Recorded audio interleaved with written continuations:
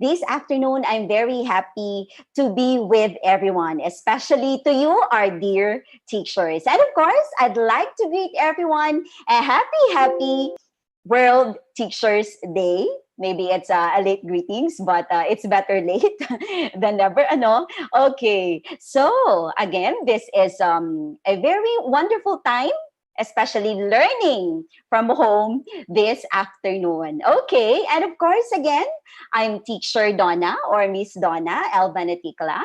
And this afternoon, I'm going to walk you through with our topic, Caring for Teachers, Educational Leadership, and Management. Okay, so again, I'd like to thank VIBAL Publishing for giving me another opportunity of sharing, especially to our teachers and of course to our beloved parents. Okay, kamusta tayo teachers? I know yesterday it's a different World Teachers Day celebration. It's a Teachers Day with a twist, di ba? We've been doing so many virtual programs already yesterday online. And one with our public school teachers, I also feel what you feel yesterday, no? You started your school year 2020-2021. And of course, it's also the World Teachers Day. And with that, we all have our own superpowers. I teach, we teach. And we would like to ask also other professions, what about them? What are their superpowers? For us teachers, our superpowers is to teach. Okay. And of course, we teachers right now, as we all together embark this online thing, this virtual classes, public school and private schools are now all together on the same boat and facing the challenge on how to deliver our classes online. And of course, with these challenges, we always believe that teachers will always be like Romeo. We nurture the gift.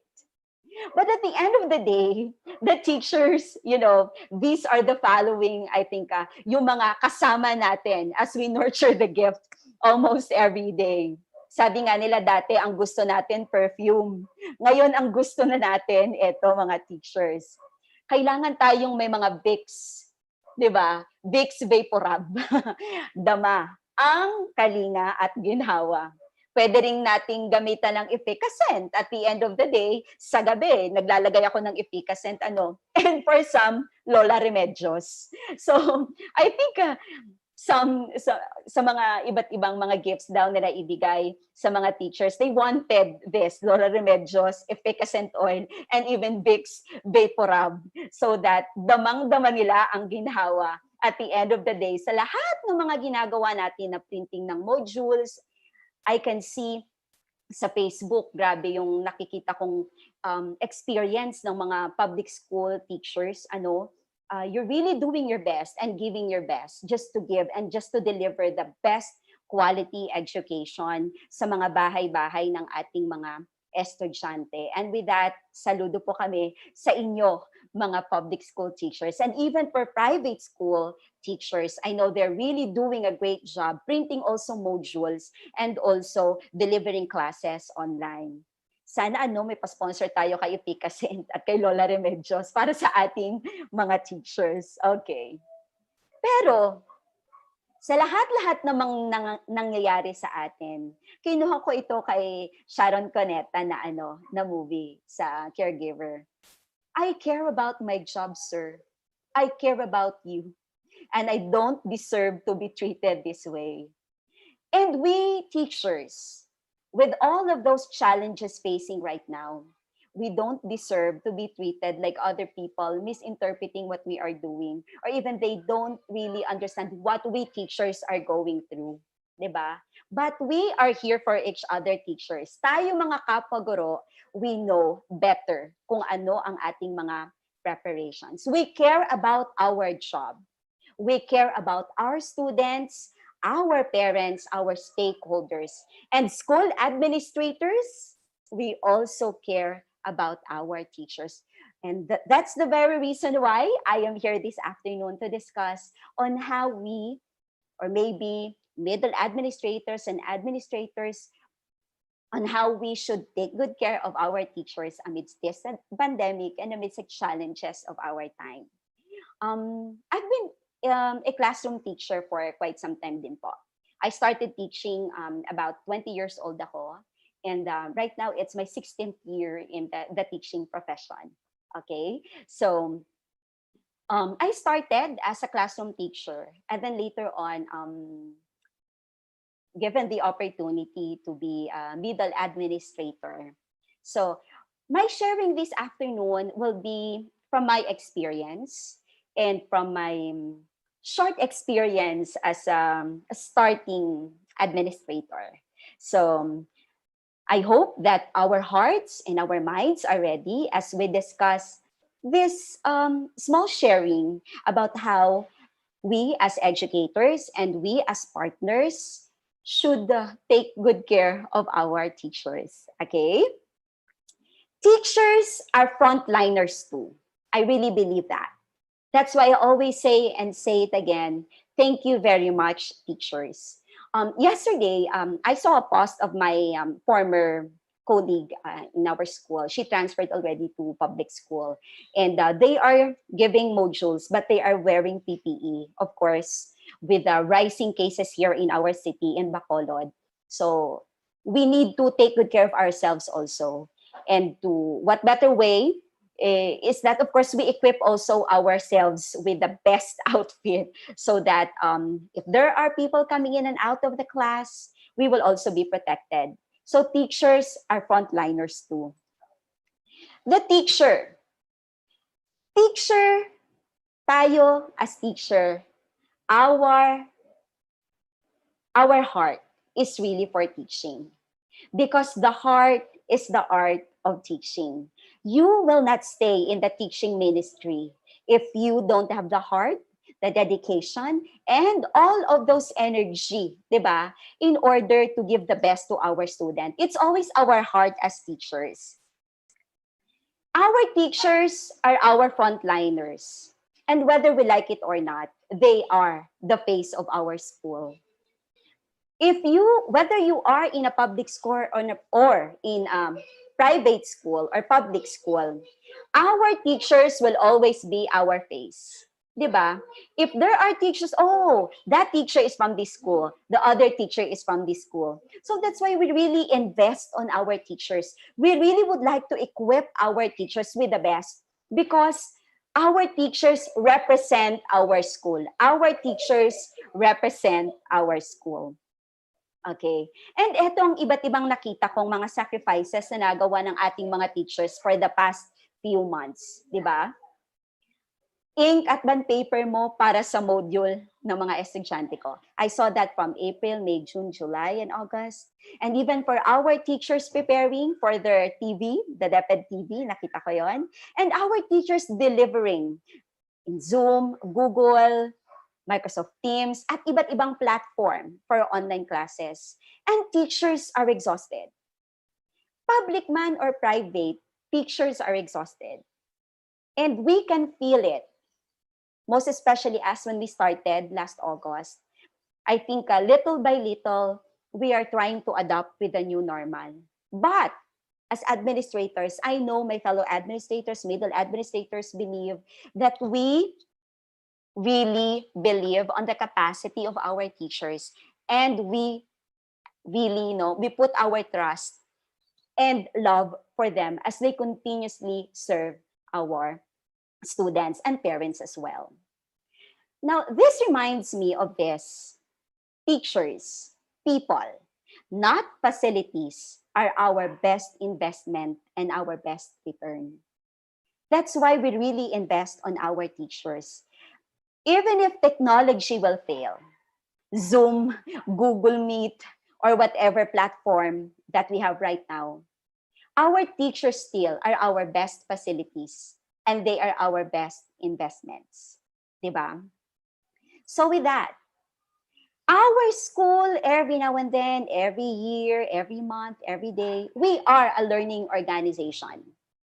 We are learning. That's why you are here with us every day at VIBAL to learn.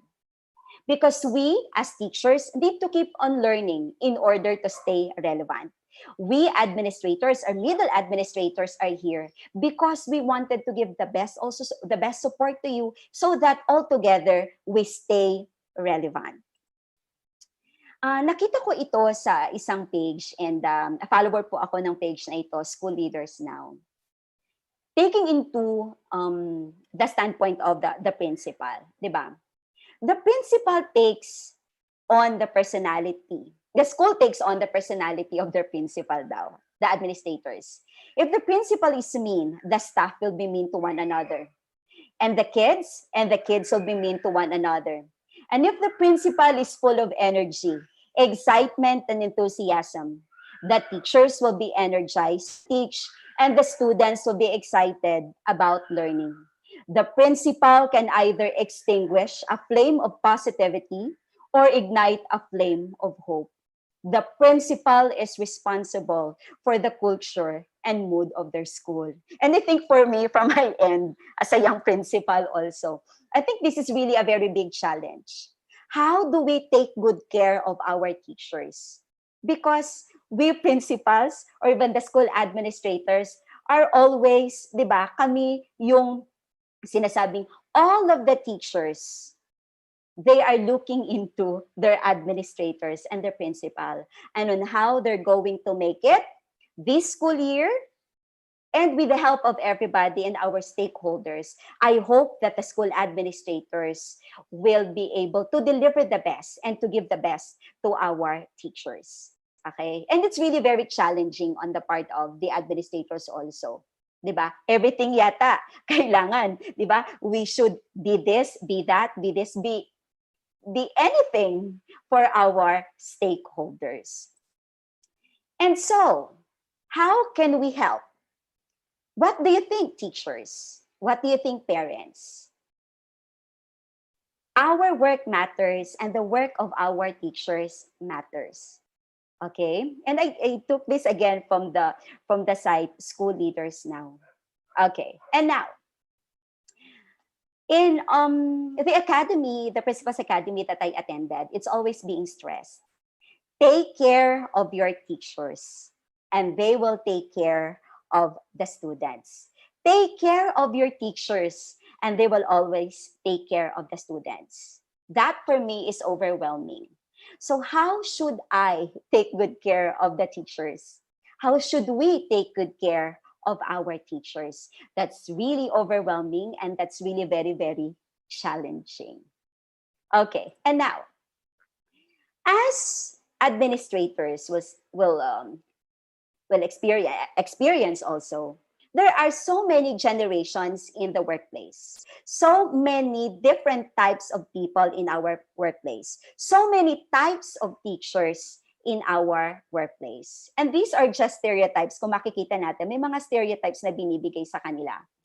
We have the baby boomers. I think they're already retired and some of them are still there in the teaching ministry and we really salute them for staying. We have the Generation X. We have the Millennials. We have the Generation Y and the Generation Z. Different types of workers, different types of teachers working all together. And each generation contribute tremendously to the success of the school and of the department. Diba? There are, of course, teachers who've been with the institution for about 40 years, 30 years. And you see, I really salute them for staying. They have their own reasons. But later, I discover what are those common things that make our teachers stay in school? What are those elements that contributed to the teachers' inspiration, diba, of staying in the school? There are teachers, of course, the baby boomers, iba yung kanilang work ethics. Iba ang work ethics sa mga Generation X. Iba ang work ethics ng mga Millennials.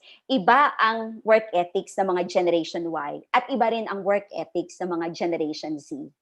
And as an administrator, how do you strike a balance that you address all of those needs of these teachers?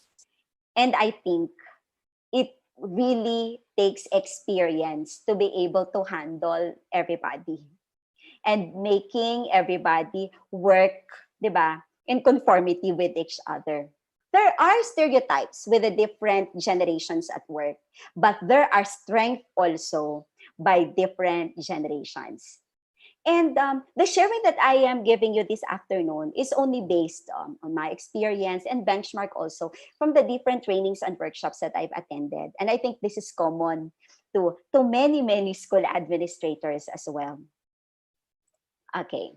Number one, as a school administrator, or as a teacher probably, um, the teacher should know the vision of the school. In order to take good care of the teachers and of the school, altogether, kailangang alam natin where our school is going to. What's our vision?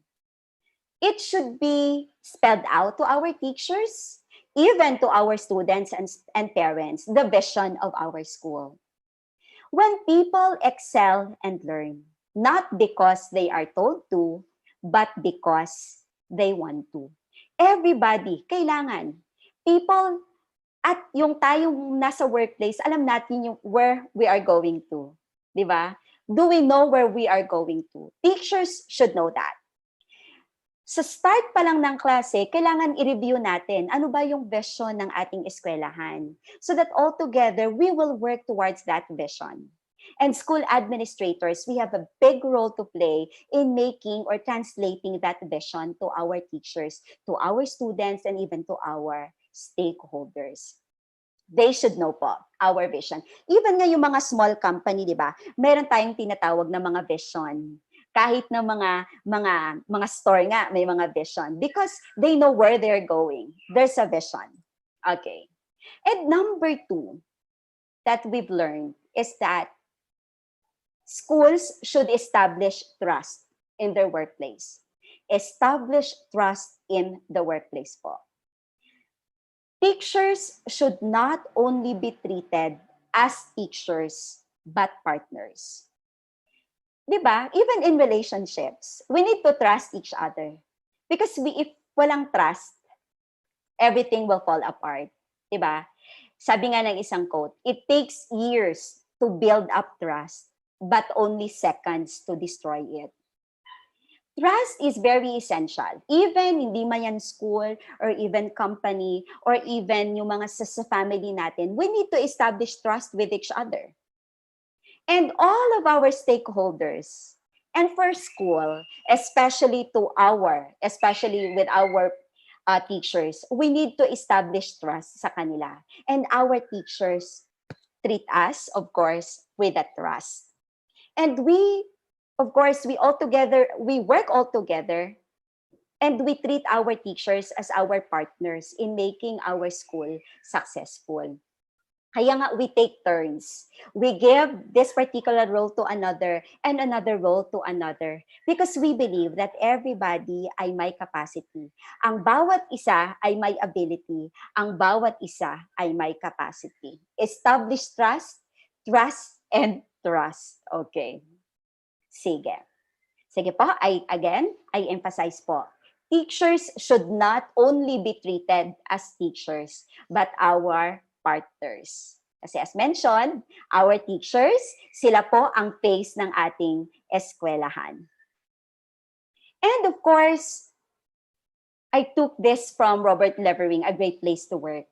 A great place to work is one in which you trust the people you work for, have pride in what you do, and enjoy the people you work with. That's a great place to work. The description niya ng a great place to work. Do you agree po? Naisip po sa ating comment section po ba? A great place to work is one which you trust the people you work for, you have pride in what you do, and enjoy the people you work with po. I can see comments on the different comments here in YouTube, but it's only learn as one. Okay, sige.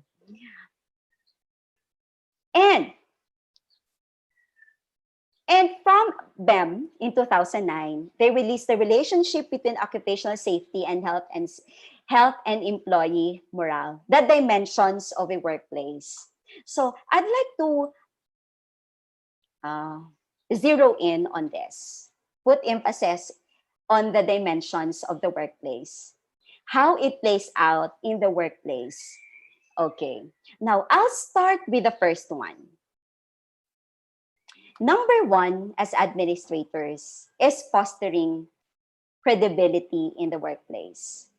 When we take good care of our teachers, we should also show that we are credible. Di ba?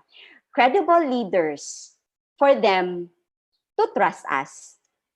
So, the question is, how do you communicate with your teachers?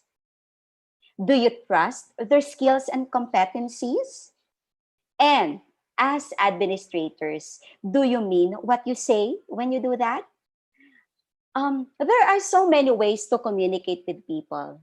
And I think in the dimensions of the workplace, as mentioned by Ben, this is the first to establish credibility. Um, there are different ways to communicate with the people in our workplace.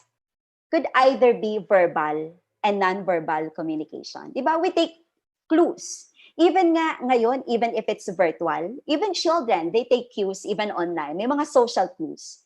But for us, middle administrators or even heads, school heads, how do we communicate ba with our teachers? Verbally and even with our actions, non-verbal?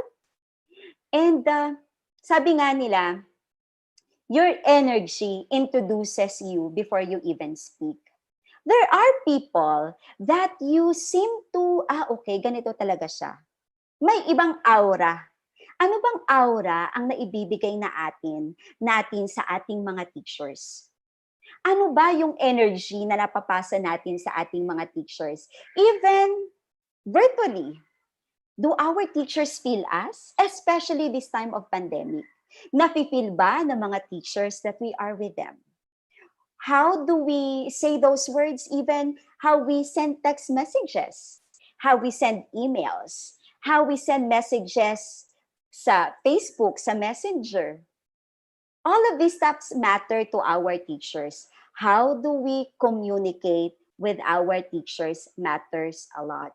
And even for us teachers, how do we communicate ba with our students? Di ba sabi, if you are texting na naka-caps lock lahat, that means you are shouting.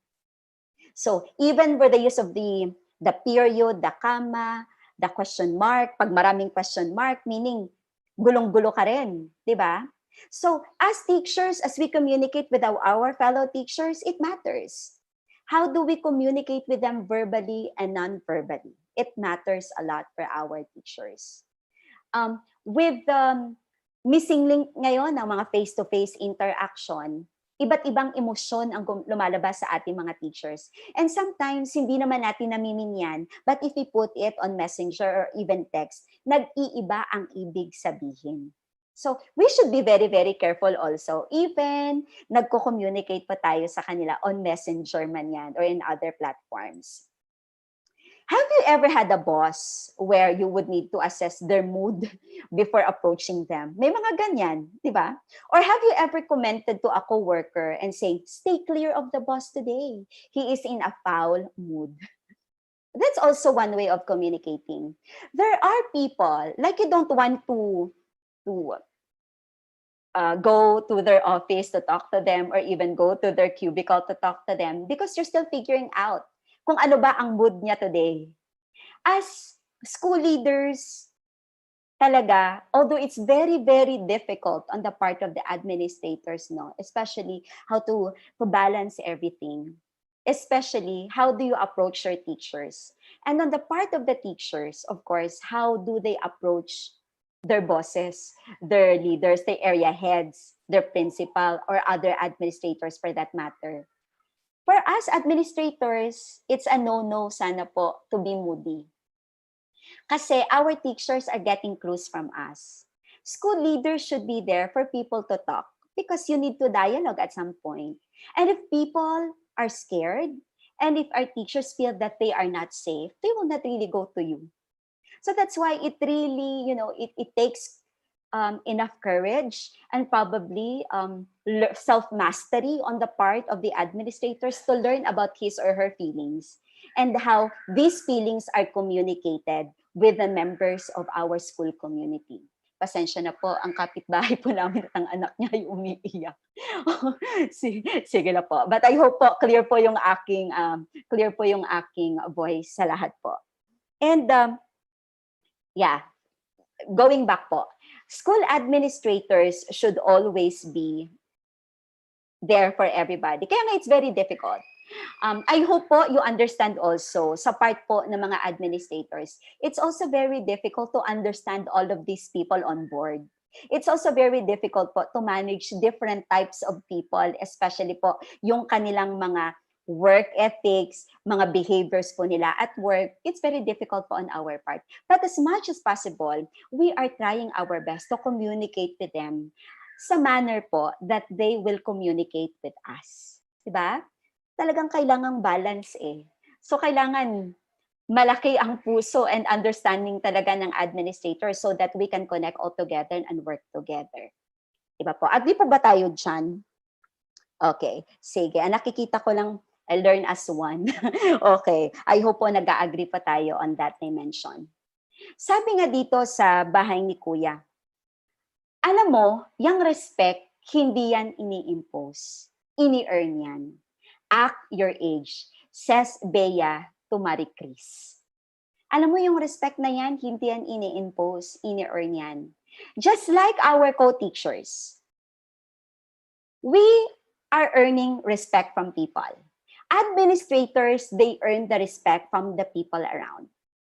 So when we take good care of our teachers, we establish trust and we establish, of course, respect.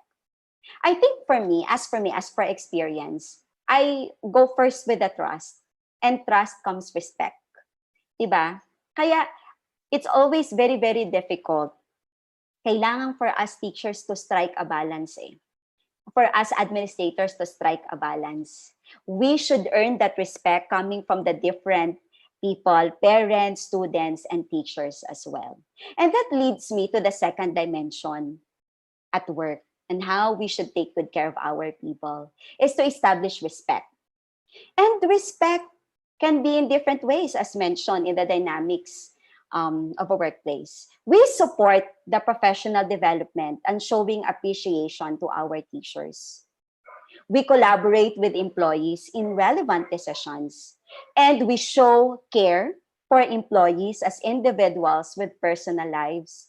And of course, we value time as a valuable resource. Now, I'll start with this one, supporting professional development and showing appreciation. One way, of course, to show our care to our teachers is that we support their faculty development programs, especially with the seminars and trainings that we give them. Sa normal na condition, di ba, we send out our teachers to different seminars sponsored by VIBAL, na face-to-face talaga. But of course, VIBAL is really very, very generous to give us everyday learning experience, di ba? We attend seminars and trainings. We support our teachers because that is for their professional growth, equipping them with the right information, knowledge, and skills for them to deliver the best and quality education in the classroom. We give them assistance for graduate studies. We support them. Kaya nga dito sa Bacolod, meron yung public school, yung meron silang project free, pinapaaral po yung mga public school teachers for free. And sa mga university po dito sa Bacolod City. Spiritual formation program is also one way of checking and giving them support. Merong mga recollection, reflection, at may mga retreats na binibigay sa mga teacher. Because we also care about the other aspects. Aside from the content, aside from instruction, we care about their emotional and social spiritual well-being. And even for leadership training for teachers, we also support them because we believe that teachers need also to be equipped with it comes to the skills necessary in the workplace. Because teachers, every year you level up and probably administrators will not stay there for long and we need somebody to take our place. And even for instructional formation program, we give them we give them opportunities to experience different types of formation programs because, as mentioned, administrators will not there forever. Somebody will always take our place, their place. For us in our school, for example, I know our school is really, for the development of the teachers. That's why everybody's given equal opportunity to be there, to be given this work, this position, so that altogether we will discover our skills and competencies if we can do it. There's always a training so that somebody, pag nag-retire na, pag wala na sa school, merong isang magka-catch ng responsibility. And that all, of course, is showing support to the professional development of our teachers. 'Di ba? I hope meron tayong na-experience sa ating mga schools because that's one way of showing that we care for our teachers. And of course, kailangan din nating mag-ask sa ating kapwa teacher, sa ating mga teachers pag tayo ay middle administrators. How are you today? Kamusta ka, teacher? A single message sent to your teachers will mean a lot. Oh, bakit hindi ka medyo nagpaparamdam sa group chat? How are you today? Are you all right? Let's check po our teachers every now and then, especially with the new normal. We have different challenges. Ang iba, ang challenge sila, they don't have stable internet. Yung iba, sila lang yung nagtatrabaho and their husband probably nawala ng trabaho. Some, maraming anak. Kamusta ba si teacher emotionally, physically? So, in that way lang, checking in with our teachers, that means a lot for them. Diba? Sometimes when I send, for example, oh teacher, how are you today? And sabi ni teacher, Miss, are there any problems? May sinabi ba yung parent? Bakit? Yung answer ng teacher. Sabi ko, no, I'm just trying to check you out. Kamusta ka? I make it a habit to send random messages to teachers, just asking them, how are they going on sa bahay? Because I haven't seen them for long. Virtual lahat ng mga meetings. We work from home. So, it's really nice at the end of the day to check also with our teachers po. Okay? And even, we, as human beings, we are emotional beings. And we all just want to be appreciated and loved. That's all most people want. Regardless po ng age, kahit bata hanggang matanda, we just wanted to be appreciated. That's why we are doing something because somebody believes on us and somebody appreciates us. Diba iba yung motivation if somebody appreciates you. Kahit yung anak mo. Oh, mama, ang sarap ng luto mo ngayon. And you feel, elated that somebody likes your food. Ay, naubos ang food. Which means to say, my family likes it. Love nila yung luto ko. Teachers wanted to be appreciated, even for the little things that they do. Are they early today? Are they doing a great job? Sa kanilang mga online classes, there are challenges. But a little word saying, you are doing great today. You are well appreciated, especially yesterday. Ang dami nating notes and messages that we received. It's really one way of validating validating us and how we are doing as a teacher. And of course, no matter what people tell you, words and ideas can change the world. No matter what people tell you, words and ideas matter pa rin. And a little thank you, appreciating you and your former students saying that, oh teacher, happy Teacher's Day, and they are already professionals. It means a lot because we as human beings, we need to be appreciated and validated. Diba? Sa hierarchy of needs, according to Maslow, diba? We need emotional, we need to feel loved. Okay. And of course, as administrators, one way to show them that we care for them is that teachers are not available 24/7. We should observe din po yung on and off button because teachers need to rest. And if possible po, let's maintain boundaries also. If possible, Saturdays and Sundays are meant for teachers to rest. Mag-hibernate mode ba? So the teachers need to sleep meron ng sleep deprivation when we started last June, July na preparation. But let us also understand the feeling of the teachers that they are not available 24/7. And for parents who are here right now, our teachers po are not available 24/7. Natutulog din po sila. Kailangan din po nilang mag-perform other tasks aside from being a teacher. Because the teachers wear so many hats. Okay? And for us teachers, we also should embrace our on and off button. Probably they will understand if we will not respond because it's beyond our time already. It's time to have and to set professional boundaries that we should have also quality time at home.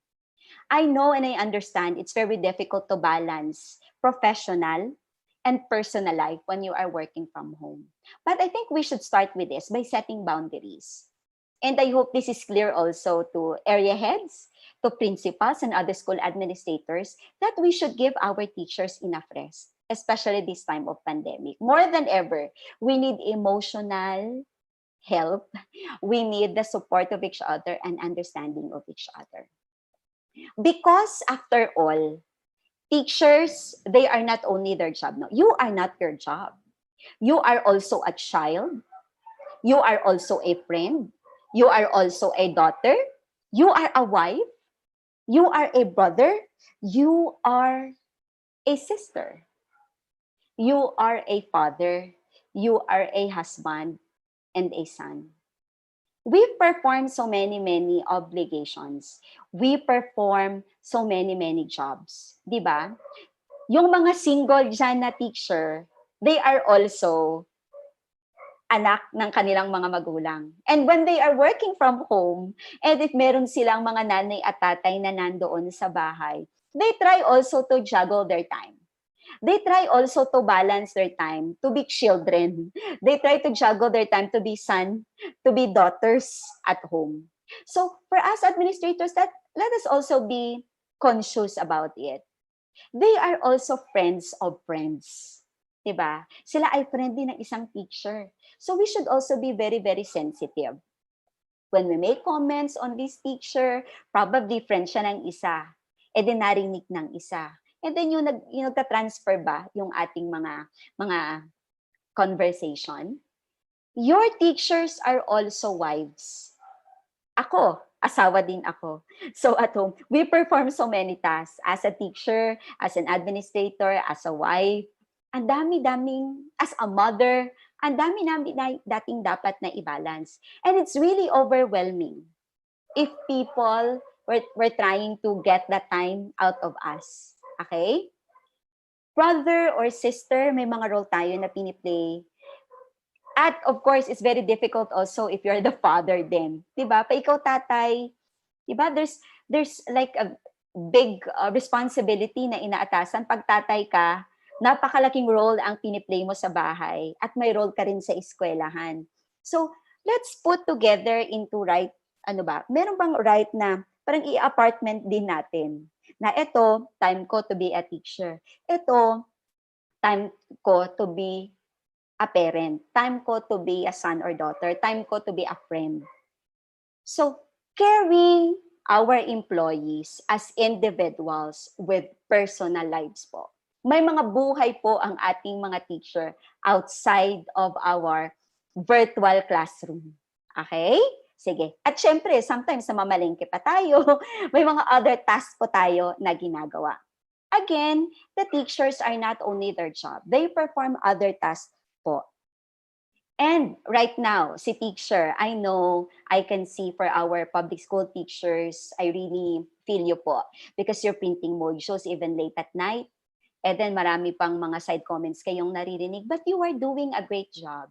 You are doing your job, if not siguro 100%, more than 100% na talaga na effort, pati kasi bond paper binibili nyo.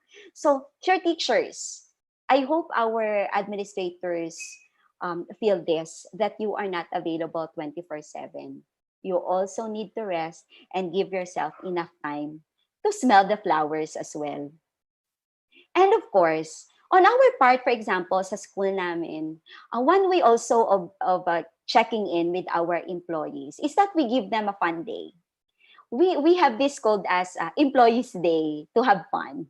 We even participate to literary and musical contest. May pa-contest po kami, grade school, junior high school, senior high school, college na different departments. May pa-contest po yung aming mga administrators sa amin. So, may mga break po kami from the usual one because everybody deserves a break from the usual thing. So we even have cheering contests na employees. We participate. Different departments po, meron po kaming tinatawag na Olympics, Employees Olympics, for us po to communicate with each other well. So we communicate with each other and that we give each other a chance also to showcase our talents aside po from our being teacher inside our classroom. Caring for employees as individuals with personal lives po. So, school administrators, I hope po that we also give a chance, even for virtually. Maybe we can devise activities for the benefit po of our teachers. And of course, we give them also Family Day. Before po kami mag-start ng aming school year, we usually have the family together. We bring our families together to celebrate po so that our family members understood po our work as teachers. Because aminin man natin, the family members are also part of our family in school. They are also affected with the type of work that we are doing. I know it's very difficult for, siguro pag hindi teacher ang iyong husband or wife, they find it very difficult to, bakit ba kailangan mong gawin yan? So we bring together family members for a get-together, nung normal pa po, we get together so that we can also communicate with them that this is the kind of work that we do. This is the type of work that we are doing. And so we want you to understand, and we really appreciate the efforts of the husbands, of the children, of our family members, because they are part of our community. So we give importance to the welfare also of the family. So we meet together, and even po yung mga special occasions, we make it a habit when we say Father's Day, we greet also the husbands of our coworkers for them to feel that one with them, we care for them as well. Because you are a part of our family, even your family members are part also of our family. And the third dimensions at workplace po is fairness. Fairness. There should be equity. A balanced treatment for all in terms of rewards. Fairness. And we give impartiality also with our workers, with our teachers. There should be an absence of favoritism. May mga teachers talaga nag-excel. Diba sometimes it's very difficult when you make like important decisions or important assignments. You also take into, for as an administrator, nakikita mo rin, single ba siya or married? Do you think this is very difficult for the teacher to do this kasi single siya or di kaya married siya? Do you think kaya niya if gagawin ito? With the capacity, energy versus experience. Yun. Do we give this work because of the experience or do we give this work because the teacher is full of energy to do it? Do we give this task because the teacher is single or we give this task because the teacher is married? Those are considerations when you give something. Diba? And of course, we give justice also to our teachers, the lack of discrimination in the workplace. And of course, with that, we give credit where credit is due. That's why meron tayong sa school, may mga numero 1 awards ang iba't ibang area. Like, sino ba ang nauuna palagi? Hindi nalilate. Sa mga submission, agad-agad, nandito. Very, talaga prompt. So, in one particular area, may pa-award si area coordinator. Sinabi niya, the numero 1 awards. Kasi, may mga badge pa or may mga mug na binibigay as an award. The numero 1 awards. It's a little appreciation. It's just only a certificate, but it matters a lot. Even for the OWL Awards, yung early ba palagi sa school, hindi nalilate talaga. So you give the OWL Awards. Or even the Teacher of the Month. Kahit walang mga achievements or anything, but you focus, you highlight the strength of that teacher by saying, she is the Teacher of the Month. So we appreciate the teacher of the month. And for a teacher, it feels good. Wow, I'm the teacher of the month. I am the teacher that should be taken into, ako yung na-highlight. And that's something to be appreciated. 'Di ba? But of course, teachers, I know, we wanted also to be, 'di ba, recognized, to be appreciated. And these little things, little appreciation matters a lot to teachers. And for administrators, maybe for certificates and mga little goodies, that will also motivate our teachers to do their best. And when it comes to, of course, fairness and equality, di ba? We use evaluation tools to as data when we also try to call the attention of our teachers. We care for them, that's why we evaluate them. And these are tools that are really accepted tools. Like you do self-evaluation. You evaluate yourself as a teacher. You evaluate. Alam mo ang sarili mo. Mas kilala mo ang sarili mo and your skills. Diba? Teachers should know their strengths and limitations. And from their strengths and limitations, there should be a supervisory plan to address the challenges faced by the teacher and what are the things that we need to work out with the teacher. That's why we do self-evaluation. Diba?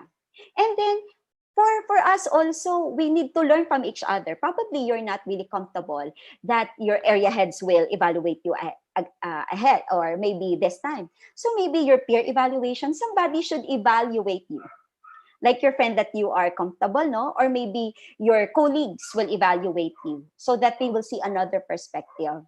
And even for student evaluation, we do TBI, diba? Teachers Behavioral Inventory to check how you are doing inside the classroom. Student evaluation matters because they see you. And of course, the performance evaluation by your area heads, by your department chair, by your principal or other administrators, because this data will back you up. You cannot call a teacher without those data. Otherwise, it will only be hearsay. Diba? We use evaluation tools not because we wanted to pull down the teacher, but we want to emphasize the strength of the teacher and the things that the teacher need to work out.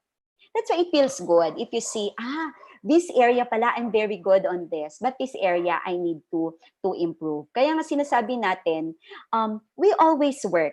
Because if there's no room for improvement, parang perfect na ba lahat? I think growing old in the profession or maybe year after year, there is something to look forward to. And experience will always be our best teachers. I don't say that I am really a perfect like middle administrator, but I would say I am a learning individual in the school because I am learning from the experience of other people and advices also of those, of course, na nauna po sa akin. And whether I like it or not, they are the best advisors because I learn from them. And I think one thing that we should also feel, teachers, when we are called for, is to have that growth mindset. Critics are there, feedbacks are there to help us grow. Because if we always stay on our comfort zones, we will never grow. You don't know that you are capable of doing that. Like, based on my own experience, when I was offered, I said, I cannot do it because I think I don't have enough experience. And I think somebody should do it because they have enough experience. And I think with the time that they've been here in the school, I think they deserve it. And not me, because I think I am really a newbie. But our prior administrators would always say, there is something in you. And we want to explore more of the capabilities. So which means, at some point, I really like, siguro nag-pray muna ako, kaya ko bang gawin ito? If those persons believe in your capacity, and you think that you can do it with the help and the support of everybody, I think you should do it. I am a work in progress, but with the evaluation given to me year after year, I think I should benchmark. Did I improve from the last year? As a teacher, did you improve from those evaluations that you had last time? So our administrators, should always have these tools so that it will back up them with a way to approach the teacher. And that's one way of showing caring to our teachers that we wanted them to grow. Okay? Like a seed and like a plant. Though I do not believe that a plant will spring up where no seed has been, I have great faith in a seed. Convince me that you have a seed there and I am prepared to expect wonders. Diba? Tayo mga teacher, we're just like a plant. If you don't water the plant, diba? Hindi naman yan lalaki. We grow with the tender loving care. May pag-aalaga na binibigay coming from our colleagues and even from our middle administrators. And something great will happen from that seed buried, and later on it will become a very beautiful plant. We always have faith in each and every one. We have faith in what our teachers can do as middle administrators and administrators, diba? And of course, the third dimension of a workplace is pride.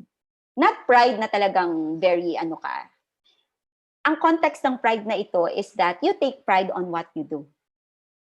Personal job and individual contribution. What's your contribution to the school as a teacher? It's pride mo rin yon bilang teacher, di ba? When you are recognized of your contribution and the school administrators recognize it, so that will really give them also, this teacher did this and appreciated you.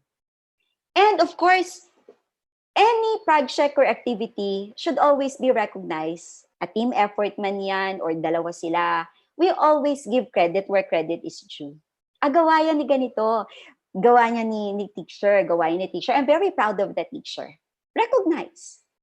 And of course, there's a sense of pride coming from the teacher. Parang ganon. I am from this school. I am proud to be a member of the school. Di ba parang iba yung pride na nahatid sa teacher or sa administrator pag sinabi, I am from that school. School. Nako, ang galing ng school na yan. And as a teacher, being a member of that, para kang may ginagawang, may standard na pinapalo. Meron kang, eto, parang may mga tag eh. I came from that school. So, eto yung kanilang mga tinatawag nating specialty. Taking pride as a worker, as a teacher, and as an administrator. Our teachers should feel proud of their achievement and of their school. Okay? And of course, like taking pride, that's me, by the way, wala na akong makuha sa Google, so I use myself as an example. Taking pride also as a member of the school, taking pride as a teacher, is when the school give you also awards. Like, we do quarter awards sa mga bata. Dapat meron din sa mga teacher na quarter awards, di ba? Sabi ko kanina mga numero 1 awards, OWL awards, and teacher of the month. And even year-end awards. In our school, we recognize the efforts of our teacher. We have this Saint Monica Award. And it's given also by our Parents Teachers Association. We recognize the efforts of our teachers. And even institutional awards. Our school really recognizes us. So that's why many of us stay in our school for quite some time. Iba nga, 30 years in service amidst the different opportunities elsewhere. Why do we choose to stay? It's probably one way of, always inspiring us to stay is that our community, our administrators are really very supportive and helping us to grow professionally, spiritually, and even socially. And that's very, very important. Taking into account my own experience. So every 2 years, may recognition po kami for those who graduated from the graduate school, may pa-prize po yung school namin, and may mga gifts po kami na nare-receive from our school. And really, may pa-special program po talaga ang school na nakadress up po lahat ng mga empleyado to be recognized sa achievement po ng aming mga empleyado. So it feels good. And of course, the fourth dimension of work is the camaraderie. There are schools that I've visited, not really so big school, even small schools. Why stay in this school? Bakit tumanda ka na, ma'am, sa school na ito? And there's only one thing na palaging sinasabi. Because I feel that I am loved. because I feel that in this company, that in this school, I feel that I am important and that I am always appreciated. And that for me is really for me, it's really, ay, talaga ba? Not after, not after sa monetary, but they're after the community. Okay? The ability to be oneself. Hiyang ka sa school na iyan. Hiyang ka sa mga pangyayari sa eskwelahang iyan. Hiyang ka that you are with your coworkers who believe in your capacity. Your ability to be oneself. And even for the hospitable community, the hospitability of the workplace. Is it friendly? Is it welcoming? It was more of the school culture also. I know in different schools na napuntahan ko, may mga different culture ang bawat school. Kaya nga tinatawag ka, there's another culture in your school. There's another culture on this school. And we take pride in our school because our school kasi, we call it, it's your home, your school. It's a friendly school. So everybody should embrace the same culture. So when a stranger comes to our school, kailangan ma-feel nila that we welcome them. And even to our workplace, are we welcoming? Are we friendly? Are we working and are we concerned with our coworkers? And there's always a community, a sense of family or team. Okay? Camaraderie. Kaya nga sabi, for us, we should have check-ins and feedbacks all the time. Check-ins and feedbacks with our teacher. How are they doing? Kamusta na ba si teacher? Especially this time of pandemic. We do have programs to check with our teachers. We do peer mentorship, peer mentoring. But peer mentoring, however, pala, should be on a way where you are comfortable with that peer mentor of yours. And the teachers, especially yung mga T1 or bagong teacher, first year or second year pa lang, so they are still novice teachers. So they need somebody to assist them. But these teachers should work with teachers that they are comfortable. That's why in doing peer mentorship, you should check the person that you are comfortable to work with. Somebody that you trust. So that your work relationship will also be comfortable. 'Di ba? Wala namang teacher na agad-agad nagiging magaling, 'di ba? A master teacher was once a disaster. Ako once a disaster before maging siguro on this process. Because it takes years. Experience will always be our best mentor, our best teacher. So when you are doing per mentorship, I think the program should be somebody that the teacher trusts and that teacher is also comfortable dealing with. Camaraderie is also established in the workplace by kamustahan. We did this, we call it kapehan at kamustahan. We just have a coffee time together just to check on our teachers. How are you doing? Not really purely academics or we're talking about requirements or anything, but it's more on checking with our students. Kapehan at kamustahan. Over a cup of coffee or pandesal, or now we do it virtually. Nagso-social distancing po kami dyan on that picture. So, pwedeng umupo lang together just for the teacher to feel that you are also with them and feeling them. Hindi kailangan na pag-usapan natin. Wala lang munang school-related. I wanted to check on you how you're doing. Okay? And sometimes may discover tayo sa ating mga teacher. For all we know, okay lang siya. Kaya pala may mga pinagdadaanan na si teacher. So why don't we do that virtually? Kamustahan. You can copy that. Kapehan at kamustahan virtually in Zoom. Okay. And even virtual group sharing. I think it's good also to have faith sharing once in a while. Aside from kamustahin sila socially, probably yung spiritual din na activity ng mga teachers. Probably we could ask somebody for faith sharing sessions just to process also. Or maybe your guidance counselor ay pwedeng nandyan din.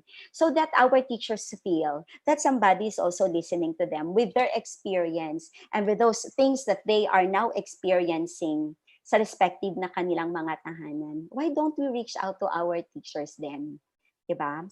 And, of course, we celebrate life. We celebrate birthdays virtually. We greet everybody happy birthday. We even sing virtually to our coworkers. And as administrators, our teachers are always expecting sana i-greet din ako ni principal. Sana i-greet din ako ng president ng school. You see, sa case namin, tinatawagan talaga kami ng school president. And then nag-greet talaga sa amin. At kumakanta talaga si school president. Para to make us special on that occasion. And that is really something special, 'di ba? It makes a teacher feel that I am important. I am an important member of this community. We celebrate life, we celebrate achievements, and we celebrate also the gift of person na meron tayo, especially our teacher. Diba? And even for this, we celebrate achievements, little achievements. Uy, lumabas ka pala sa ganito. Wow, congratulations. Uy, nanalo ka pala ng award na ito. Celebrate achievements. Kasi 'di ba, sabi daw nila you will not be popular on your own neighborhood. But I think let's break it down. Break it down, yo. Kailangan nating i-celebrate ang mga achievements ng ating mga teacher. 'Di ba? Because they need fans. Kailangan din natin ng mga somebody na naniniwala sa atin. I think I am very grateful to my past principal. No, I think she's one person who told me that you can do it. Try to apply on that program. I know you can do it. And she gave me a break. She gave me a break actually. And I hope she's happy now in heaven. So sabi niya, why don't you go there? And I know I will support you all the way. You just need to give seat work to your class so that you can attend that orientation for that scholarship and go. I know you can do it. She really helped me all throughout, and she made everything so easy for me. And so I did it, and she's very, very happy. And I think more than my principal, she's one good mother to me. And that for me will always be special. Celebrate achievements of your teachers. Celebrate little achievements because you know that little encouragement that you're giving will be so much. And I will always, from my experience, I'm very, very grateful of that, of the trust and confidence of my boss. Diba? We celebrate achievements. And of course, let's create a healthier environment in our school po, especially middle administrator. Maybe a simple water station that you give that for everybody, that means a lot. Or maybe you'll have a chit-chat time, coffee time, or tea time. Sometimes, no, pag marami tayong budget, naglalagay tayo ng maraming kape kahit 3-in-1. You can just drop by the office and if you want to have coffee, you can get your coffee or you can have your tea.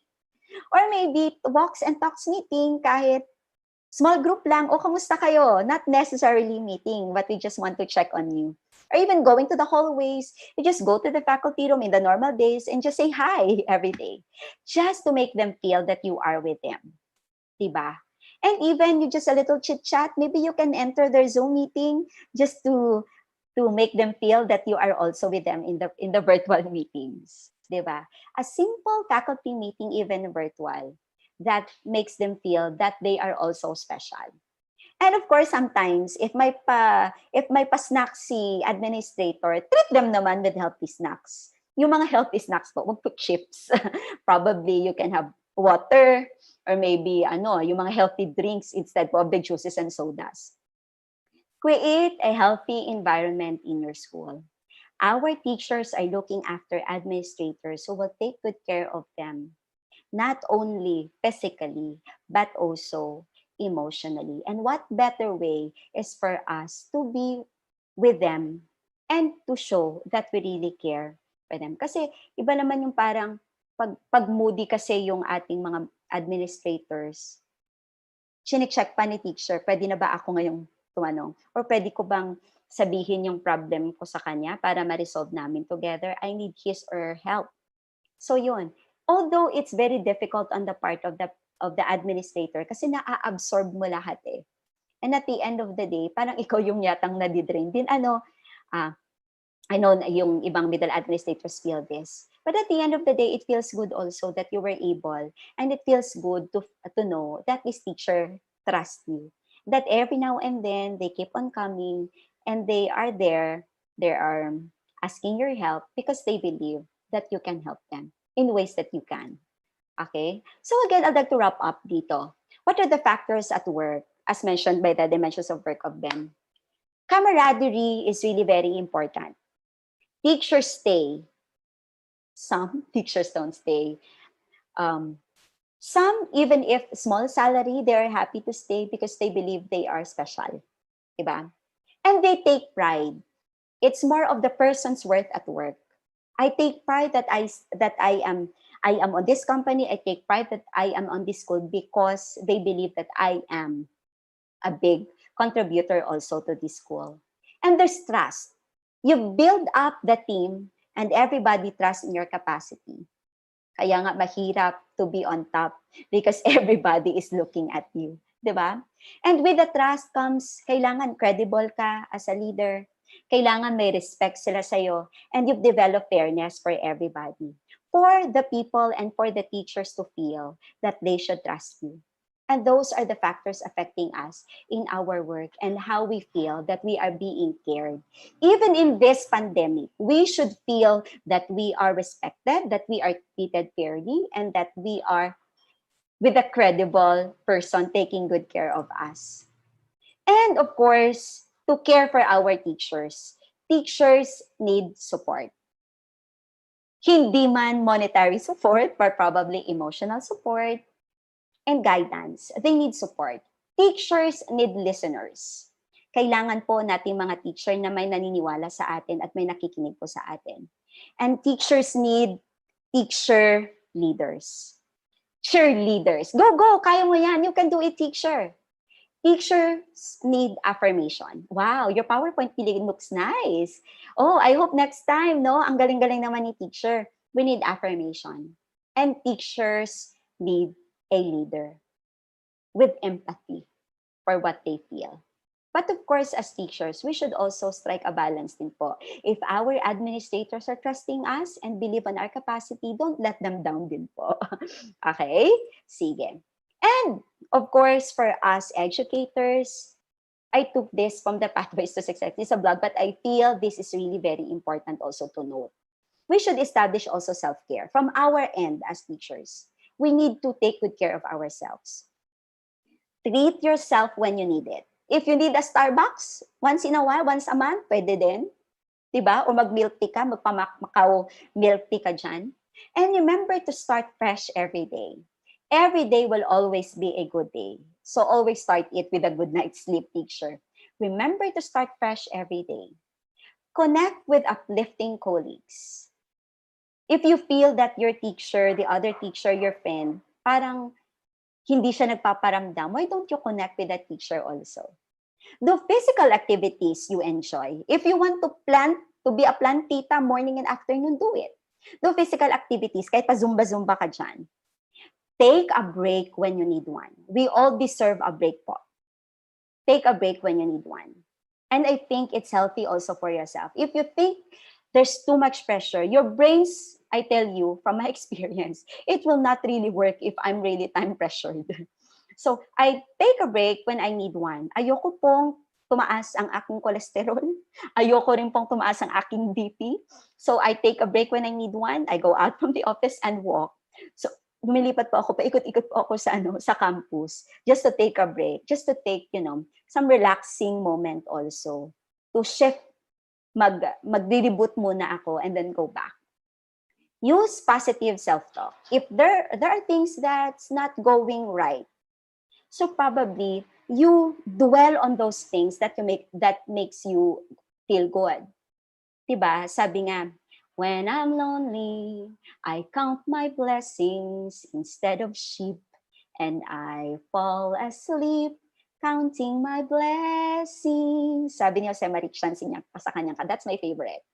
Pag may problems, use a positive talk. If there are things that are not doing good, not right, why don't you also look into the things that are really good so that nababawi natin, diba? Go for a walk or spend time outside. It's really true po, especially if maraming mga puno, marami kang plant, nariribot ka rin po. Read a good book just for you, or probably a blog, or probably something that will divert your attention once in a while. Plan an activity to look forward to. I look forward to this webinar again, especially talking to you teachers. And of course, spend time with family and friends. More than ever, we need connection with our family members. Leave work at school sometimes on a weekend. Try to finish everything Monday to Friday and then leave your Saturday and Sunday a time for you to relax. And of course, follow VIBAL because there are so many videos, so many webinars that will really benefit you socially, emotionally, and even parents. Diba? Spend less time on social media. Go po for follow po those sites that will give you po good vibes din po. Sometimes I siguro no for gusto ko naman makakita other side. May mga news kasi na sometimes I don't know, maybe I'm just trying to escape from it. But there are not so good news naman na nakikita. So I follow sites that are really good for me.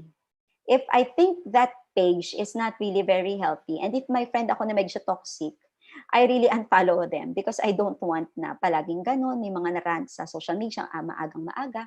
Spend less time on social media if possible po. But follow pa in YouTube po yung VIBAL. Bring healthy snacks and meals all the time. Eat healthy snacks po. And limit po our white poisons, especially sugar and salt. And be comfortable sometimes to say no to more obligations. If hindi na po kaya ng ating powers, we have the right po to say no. Diba? Let us also help ourselves to be better teachers, to be better individuals, and to be better members of our family. Okay, teachers? Okay po ba tayo dyan? And of course, these are our life's 3 best teachers. Our heartbreaks, our empty pockets, and our failures. But human as we are, we always learn from our mistakes and failures. Administrators as we are, we always learn from our experience. And for those cases that we face every day, not only with our teachers, but also with our parents and students. Let's embrace this with positivity. Let's help each other, be nurturing of each other, and of course, be supportive of each other. Teachers need teachers, and teachers need people who also understand the situation. Diba? And again, I'm Teacher Donna, and I wish everybody again and again a happy World Teachers Day. Although kahapon yun, but I want to greet everybody again. A happy World Teachers Day. Kahapon nga, may pa-pizza si Vival. I hope merong ditong viewers na nakakuha ng pizza from Vival. Happy World Teachers Day, teachers. And again, thank you for being with us since yesterday also. And of course, sa mga past pa ng mga webinars ng VIBAL, it's a Teacher's Day webinar series. And yesterday, you learned what makes a good teacher effective. Today, caring for teachers, educational leadership and management. Tomorrow, it's gonna be a very beautiful topic also because goal setting for teachers towards self-improvement. Teachers are role models of holistic development by Thursday, and the teacher as the major stakeholder of education comes Friday. All of these are available and for free, of course, given to us by VIBAL. So thank you very much for listening again to me, and thank you very much to VIBAL for this opportunity.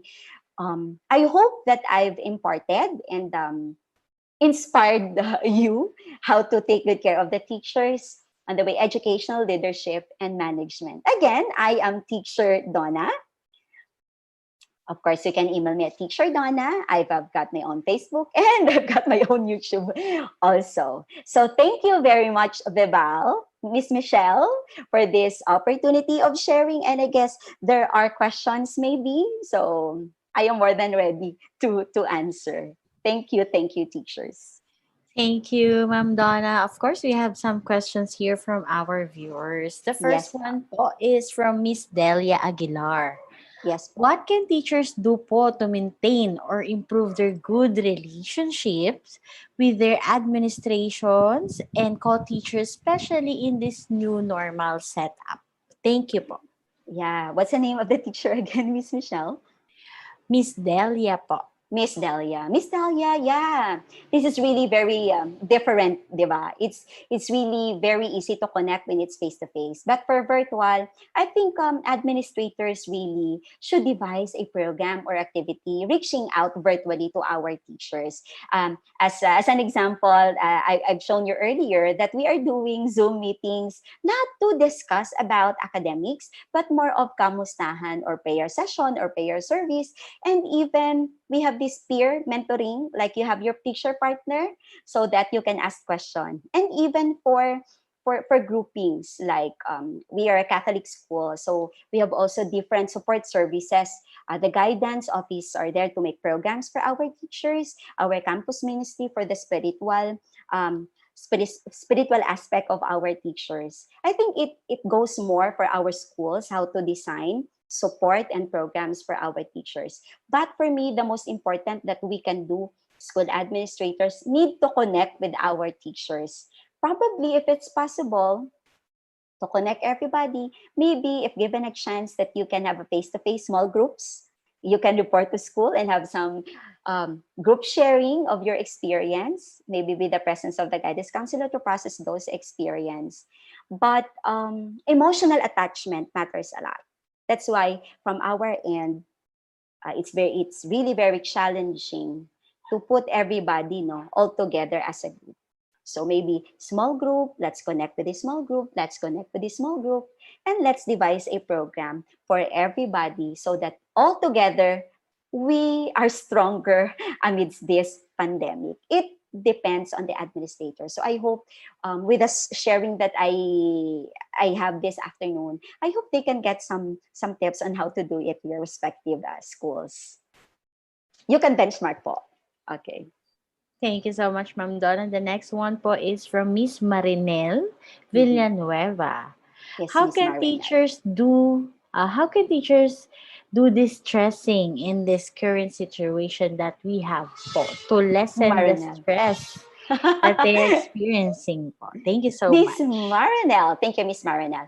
I think there are different ways also, no? That's why I mentioned, in my case, there are so many stressors, even if you are working from home, especially when you're trying to juggle everything, like being a parent, being a teacher, being a wife, or the different roles and hats that we are using, we've been doing for the past few months. But maybe, if you feel that you are stressed, take a break for a while because your brain cells will not really work if you are so much stressed and pressured because you're in a hurry or maybe you're really stressed. You need to turn off your buttons if you are on Facebook or anything.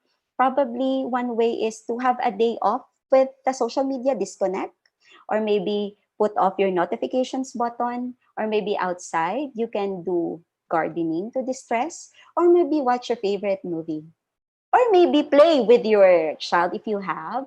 Kids are really very good, um, ano ba, nagpapatagal sila ng stress kapag naglalaro ka sa bata.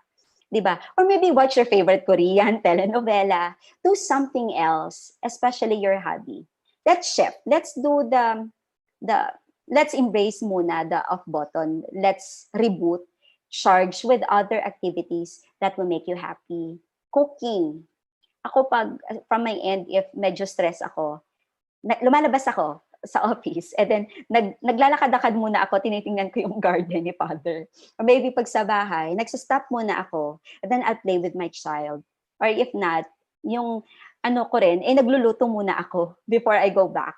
And I'll try to go back to work the time that my brains are really working on my peak hours. I work on that para tuloy-tuloy.